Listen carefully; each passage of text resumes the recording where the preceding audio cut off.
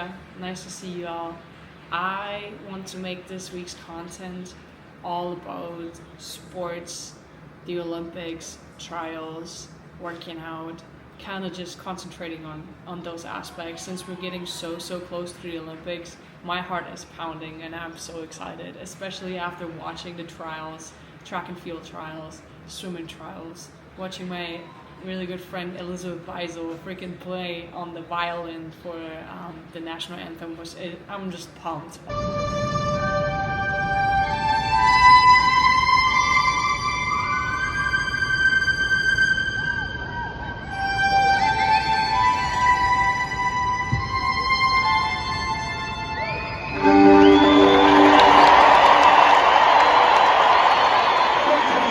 This week I want to showcase this side of me when I was an active athlete, and I made a compilation of my favorite swims ever, and I'm gonna share that with you guys. So enjoy, sit back, relax, and see Teresa swim a little bit. So enjoy. Hi everyone, today is Tuesday, March 14th. Time to hand out our Luma Lanes Performance of the Week. I'm David Reeder. Our winner this week is West Florida senior Teresa Michalak. She set 3 NCAA Division II records over the weekend, on her way to 4 NCAA D2 titles. The most impressive, though, was the 100 breaststroke. She became the first D2 swimmer to ever break a minute with her time of 59.51. She had a strong challenger from Drury freshman Bailey Nunn, who was actually the top seed coming into finals, and she was the current NCAA record holder at 100.04. But Michalak swam more than a second and a half faster than she did a season ago to defend her NCAA title. Congrats to Teresa Michalak for an excellent conclusion to her career at West Florida. She is our Luma Lanes Performer of the Week. Finalist of the women's 100-Meter Individual Medley. Auf der Bahn 5 die deutsche Rekordhalterin vom SV Halle. Lane 5, the German record holder, Teresa Michalak.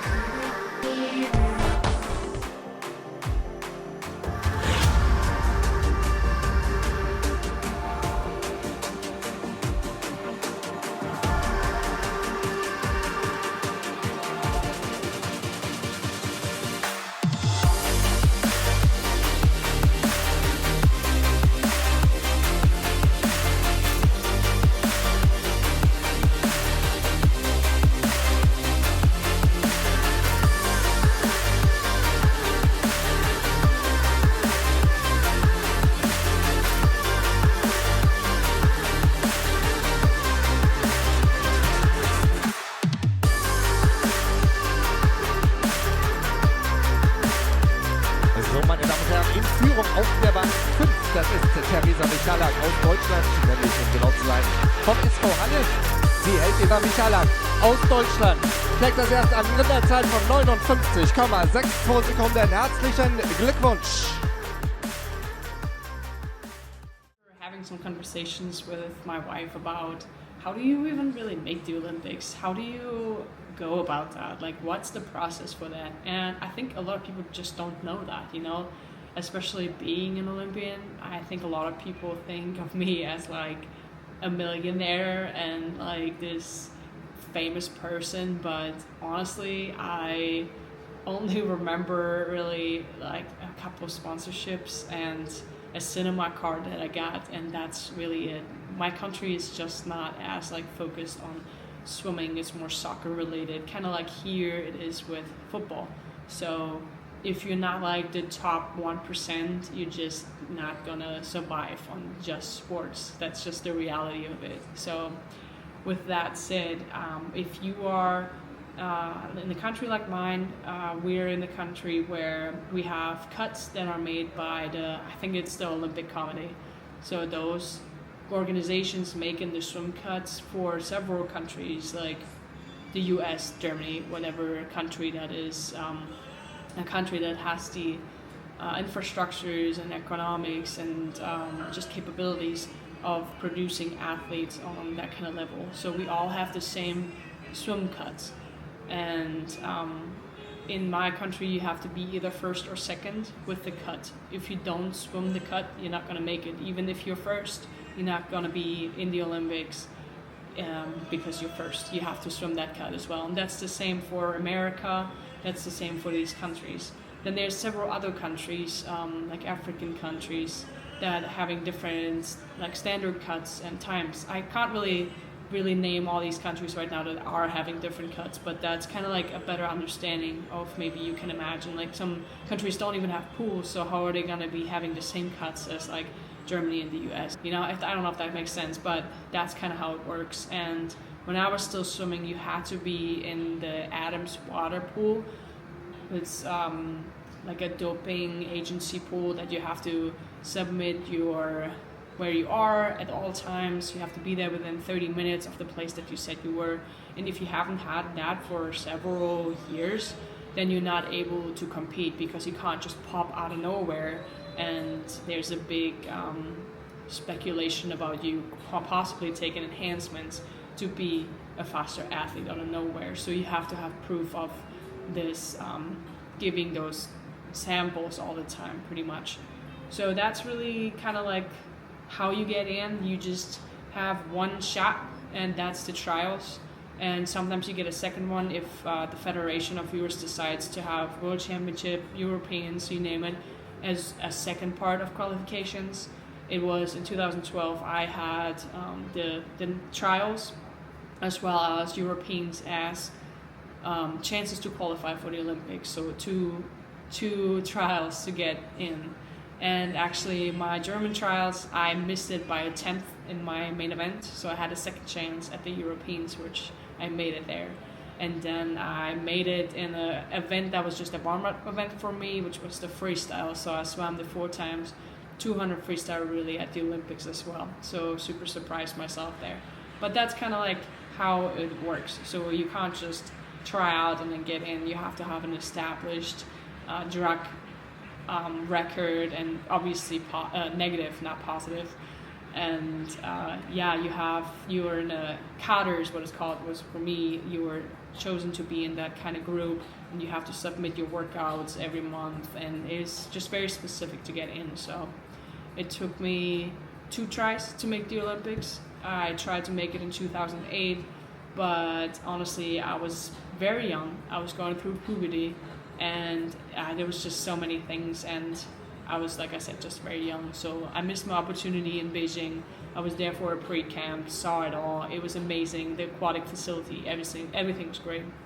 Didn't make it. So having that kind of downfall, it was very, very hard. I never thought about quitting once. That was very surprising even looking back now, but I tried my best because I knew I can do this. I knew I can make it. I just had an overtrained year. I just didn't feel myself anymore. As you can imagine, everyone goes through it, you know? So I had another 4 years, and then eventually in 2012 made it. So that's kind of like in a nutshell of how you make it to the Olympics as a German swimmer. Kind of similar in the American world as well. You still have to have like a negative record of drug samples that are submitted to those agencies. So I hope that cleared it up for a couple.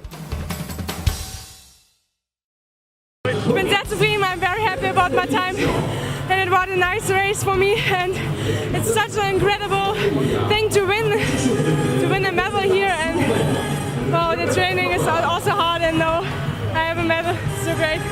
Al mondiale nei 100 metri in vasca corta, e poi Erika Buratto, prima finale internazionale per lei in questa gara, e Kristina Kocetkova che chiude in corsia numero 9. Inquadrata la Jakabos, centrovasca, corsia numero 4. Lei è andata molto forte, più forte delle altre per avere l'ingresso in finale. Ora vediamo un po' anche le azzurre. La partenza che potrebbe premiare chi in un 100 misto. Intanto molto bene Laura Letrari in corsia 2. Ci prova, sa che deve notare sotto i 60 secondi per inseguire una medaglia. Ci sono 3 atlete che già hanno notato meno di un minuto netto in semifinale, sono 3 al centro. Guarda che subacquea che ci ha stampato la Michalak. Brava però anche Laura Letrari, la Michalak in corsia 5 arriva a virare però dietro a Laura, addirittura in testa ai 50, 27-24 Nielsen e Michalak tutte insieme per questione di centesimi. Una Laura Letrari che addirittura sta cercando di lottare per la vittoria. Adesso però con la rana cala un po', c'è il sorpasso della Michalak. Laura Letrari lotta per mantenere almeno la seconda posizione, invece siamo a ridosso del terzo posto con una Jakabos che ha superato l'azzurra ed una Michalak scatenata e lanciata verso la medaglia d'oro. Siamo in linea per il bronzo, ma rischiamo di perdere anche quello, bisogna vedere come si arriva. Intanto Michalak, Jakabos e Nielsen, peccato, 59.05 però per la Michalak davanti alla Jakabos. Letrari poi chiude quinta, 1.00.23. I feel really good. I did not expect that either, that I would win tonight. I didn't feel well the whole day, so I was a little out of it, but I really don't know how I did it. I think my body just knew what to do, and I know when I'm like the same height with her on the last 25, I can beat her. I'm so thankful for Andrew. He brought me here. He always makes me fit on time. I have no idea how he did that again, but he's just awesome, and I'm so thankful that he did it again. You know, it's funny because I think she finds new ways to do this every day. We knew that probably of her races to this point, we knew that one was going to be the toughest for her, and it was going to take something special to win, and she was able to do it. I'm just really proud of her. She's done a great job and works incredibly hard and represents the university so well, and you know, it's nice when people get deserved results for their hard work. Compilations, I hope you really enjoyed them. It was very emotional for me watching them again and looking through it. I hope you got a good laugh about my interview when I couldn't really speak any English. So yeah, here I am trying to make it work with a new language. Hopefully I can speak a little bit more French soon, a little bit more Spanish. Those are my next goals. So yeah, that was something that I really enjoyed, and I hope that you are maybe like a retired athlete and you look back and you say like, man, I really gave it my all. I miss it so much every day, but this is a chapter of my life that I will never forget. But it's time to move on, and I gave it my all, you know. So I hope that maybe you felt that, can feel that through me watching it. I'm starting to feel that way. I'm closing that chapter, and I'm so proud. So I feel like that's what I gotta say watching these videos. And like I said, I hope you enjoyed them. I overslept.